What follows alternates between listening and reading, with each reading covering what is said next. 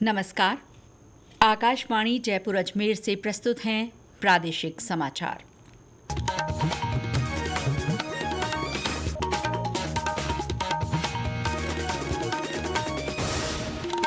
मुख्य समाचार। संसद ने ऑनलाइन गेमिंग संवर्धन और विनियमन विधेयक 2025 पारित किया। लोकसभा और राज्यसभा की कार्रवाई अनिश्चितकाल के लिए स्थगित होने के साथ ही संसद का मॉनसून सत्र संपन्न। कोटा बूंदी ग्रीनफील्ड एयरपोर्ट का निर्माण कार्य अगले महीने से शुरू होगा। और मॉनसून ने एक बार फिर रफ्तार पकड़ी, प्रदेश के ज्यादातर हिस्सों में बरसात का दौर जारी।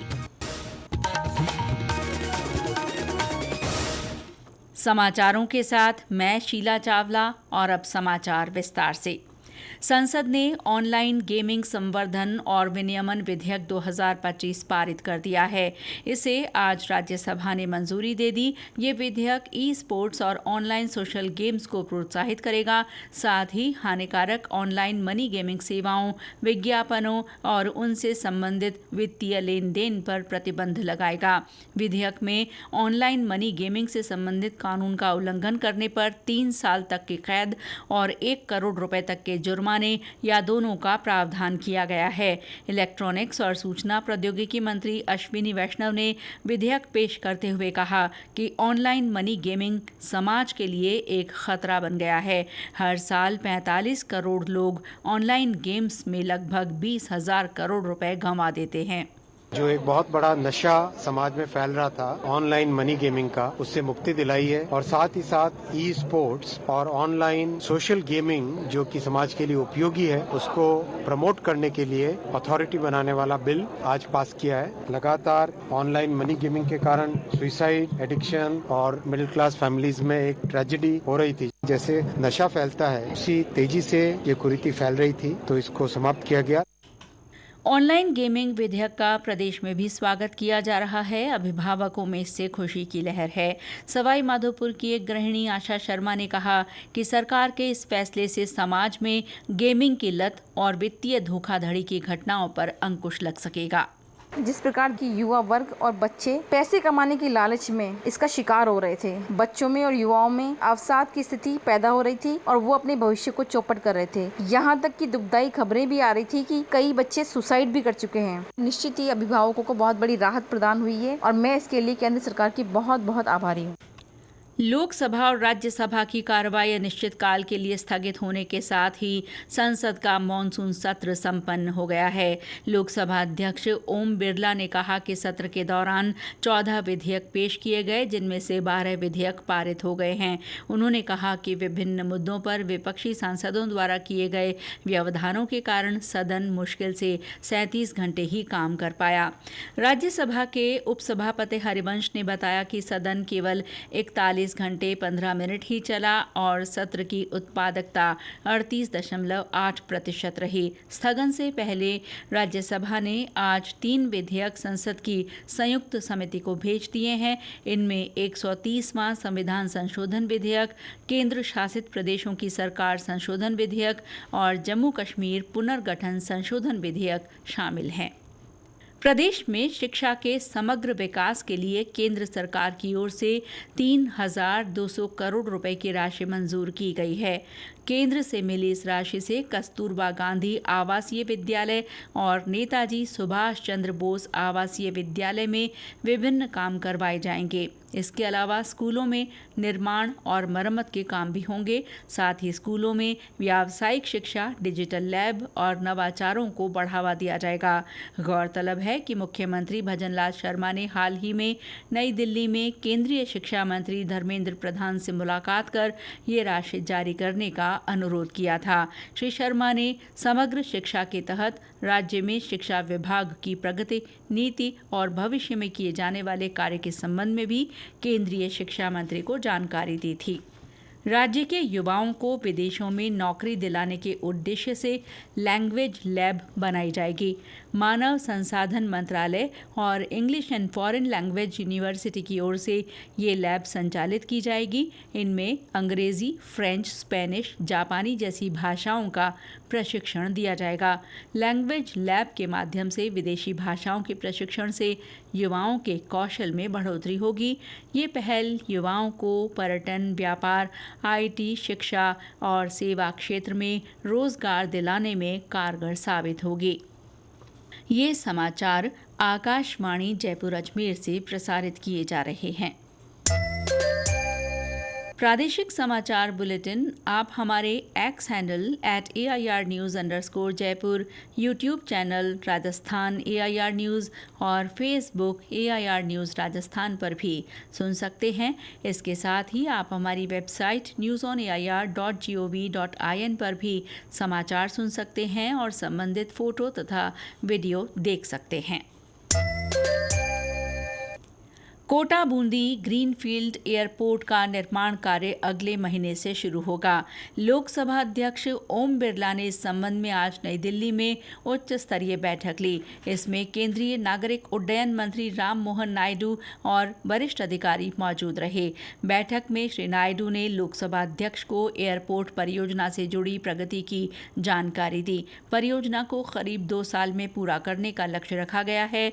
वर्ष 2027 में इस हवाई अड्डे से पहली वाणिज्यिक उड़ान शुरू होने की संभावना है। श्री बिरला ने कहा कि ये एयरपोर्ट हाड़ौती अंचल के सामाजिक आर्थिक विकास को बढ़ावा देगा, साथ ही नए रोजगार के अवसर पैदा करेगा। एयरपोर्ट के डिजाइन में राजस्थान की पारंपरिक वास्तुकला और सांस्कृतिक धरोहर को विशेष स्थान दिया जाएगा।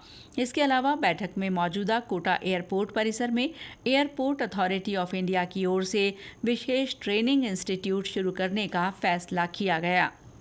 राज्य में शहरी और औद्योगिक गैस वितरण तंत्र CGD को विस्तृत करने के लिए जल्द ही केंद्रीकृत वेब पोर्टल की सुविधा शुरू की जाएगी। खान और पेट्रोलियम विभाग के प्रमुख शासन सचिव T रविकांत ने बताया कि इस पोर्टल पर राज्य में चल रही 13 CGD संस्थाएं आवश्यक अनुमतियों के लिए ऑनलाइन आवेदन कर सकेंगी। इसके साथ ही संबंधित संस्थाओं द्वारा अनुमति भी ऑनलाइन जारी की जाएगी। ऑनलाइन व्यवस्था से मुख्य सचिव और प्रमुख शासन सचिव स्तर पर मॉनिटरिंग की जा सकेगी, साथ ही आवश्यक निर्देश जारी किए जा सकेंगे। इससे आधारभूत संरचना विकसित करने में देरी नहीं होगी। इसके साथ ही काम में पारदर्शिता आएगी। गौरतलब है कि पिछले दिनों राजस्थान सिटी गैस डिस्ट्रीब्यूशन नीति 2025 जारी की गई थी। और अब मौसम। प्रदेश में मॉनसून ने एक बार फिर रफ्तार पकड़ी है। लंबे अंतराल के बाद आज राज्य के विभिन्न स्थानों पर बारिश का सिलसिला जारी है। राजधानी जयपुर में रुक रुक कर बरसात हुई। जोधपुर संभाग के कुछ हिस्सों में दोपहर में झमाझम बादल बरसे। सिरोही जिले के पिंडवाड़ा और स्वरूपगंज सहित कई इलाकों में बारिश हुई। सवाई माधोपुर में हुई अच्छी बरसात से मौसम सुहावना हो गया। लोगों को तेज गर्मी और उमस से राहत मिली है। तेज बरसात से रणथंभौर, दुर्ग और त्रिनेत्र गणेश मार्ग पर पानी भरने से रास्ता बंद हो गया। वहीं पाली में तेज बारिश से कई जगह पानी भर गया। हमारे संवाददाता ने बताया कि जिला मुख्यालय सहित ग्रामीण क्षेत्रों में लोगों को परेशानी का सामना करना पड़ा। पाली जिला मुख्यालय, मारवाड़ जंक्शन, दिसूरी, नालई, बाली से संपूर्ण जिले में आज बारिश का दौर जारी है। वहीं नाडोल के राजकीय बालिका छात्रावास में पानी भरने से छात्रावास की बच्चियों को ट्रैक्टर के माध्यम से रेस्क्यू कर सुरक्षित स्थान पर ले जाया गया। जिले के सोजत में आज अत्यधिक बारिश का दौर जारी है। बारिश से सड़कों पर पानी फैल गया, यातायात आवागमन बाधित हो रहा है। वाहन चालकों को दिन में हेडलाइट का सहारा लेना पड़ रहा है। मौसम सुहावना बना हुआ है। आमजन को तेज उमस से राहत मिली है। वहीं पश्चिमी राजस्थान के सबसे बड़े 61.25 फीट भराव क्षमता वाले जवई बांध में अभी तक 44.25 फीट पानी की आवक हुई है। साथ ही पानी की आवक लगातार जारी है, जिससे किसानों और आमजन में खुशी की लहर है। विशारद जोशी, आकाशवाणी समाचार, पाली। बारां में जिला मुख्यालय सहित शाहबाद क्षेत्र में मूसलाधार बरसात हुई। इससे नेशनल हाईवे 27 पर यातायात प्रभावित रहा। बारां जिला मुख्यालय समेत जिले के शाहबाद क्षेत्र में गुरुवार को सुबह से ही जोरदार बारिश से जनजीवन पूरी तरह प्रभावित रहा। लगातार बारिश से नदी नाले उफान पर रहे। वहीं नेशनल हाईवे 27 पर बारिश का पानी आ जाने से लंबा जाम लग गया, जिसके चलते हाईवे पर दोनों ओर लंबी लंबी कतारें लग गई। वहीं जाम में 2 एम्बुलेंस भी फंस गई। वहीं भवनगढ़ क्षेत्र में बारिश से नाले में आए उफान में चालक सहित कार नाले में बह गई। भवनगढ़ थाना पुलिस व ग्रामीणों ने बड़ी मशक्कत के बाद कार चालक को बाहर निकाला। हालांकि कि बारिश से किसानों के चेहरे खिल गए हैं और आम जन को भीषण गर्मी व उमस से राहत मिली है। लक्ष्मीचंद नागर, आकाशवाणी समाचार, बारां। मौसम विभाग ने आज 28 जिलों के लिए तेज बारिश का अलर्ट जारी किया है। नागौर, बाड़मेर, जैसलमेर, जयपुर, टोंक, अलवर और सीकर जिले में बारिश का ऑरेंज अलर्ट है। इन स्थानों पर तेज बरसात हो सकती है। 1-2 दौर भारी बरसात के भी होने का पूर्वानुमान है। खाद्य और नागरिक आपूर्ति मंत्री सुमित गोदारा ने आज चित्तौड़गढ़ में राष्ट्रीय खाद्य सुरक्षा योजना और गिव अप अभियान की प्रगति की समीक्षा बैठक की। बैठक में श्री गोदारा ने जरूरतमंद परिवारों को सस्ती दरों पर खाद्यान्न उपलब्ध कराने के लिए गिव अप अभियान को महत्वपूर्ण कदम बताया। उन्होंने चित्तौड़गढ़ की सराहना करते हुए कहा कि जिले में अब तक 54,000 से अधिक पात्र लोगों ने स्वेच्छा से राष्ट्रीय खाद्य सुरक्षा योजना से नाम हटाकर मिसाल पेश की है। श्री गोदारा ने अधिकारियों को नए लाभार्थियों को समय पर राशन कार्ड जारी करने के निर्देश दिए, जिससे बिना किसी रुकावट के योजनाओं का लाभ मिल सके। कृषि विभाग की ओर से प्रदेश में खाद की दैनिक उपलब्धता पर लगातार निगरानी रखी जा रही है। इसके लिए विभाग कम उपलब्धता वाले और अधिक खपत वाले जिलों और ब्लॉक्स की पहचान कर वहां प्राथमिकता से डीएपी और यूरिया का वितरण कर रहा है। विभाग के शासन सचिव राजन विशाल ने बताया कि खरीफ 2025 सीजन में अप्रैल से अब तक 8,05,000 मैट्रिक टन यूरिया की आपूर्ति की जा चुकी है। उन्होंने बताया कि केंद्र सरकार की ओर से राज्य को ये उर्वरक आवंटित किए गए थे।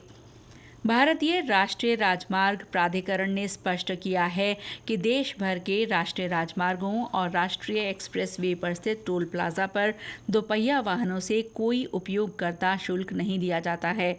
सड़क परिवहन और राजमार्ग मंत्रालय ने एक बयान में टोल प्लाजा पर दोपहिया वाहनों से टोल वसूली के संबंध में सोशल मीडिया पर प्रसारित फर्जी खबरों पर ये स्पष्टीकरण दिया है। मंत्रालय के अनुसार नेशनल हाईवेज पर दोपहिया वाहनों से टोल शुल्क वसूलने का कोई प्रस्ताव नहीं है। और अंत में मुख्य समाचार एक बार फिर। संसद ने ऑनलाइन गेमिंग संवर्धन और विनियमन विधेयक 2025 पारित किया। लोकसभा और राज्यसभा की कार्रवाई अनिश्चितकाल के लिए स्थगित होने के साथ ही संसद का मॉनसून सत्र संपन्न। कोटा बूंदी ग्रीनफील्ड एयरपोर्ट का निर्माण कार्य अगले महीने से शुरू होगा।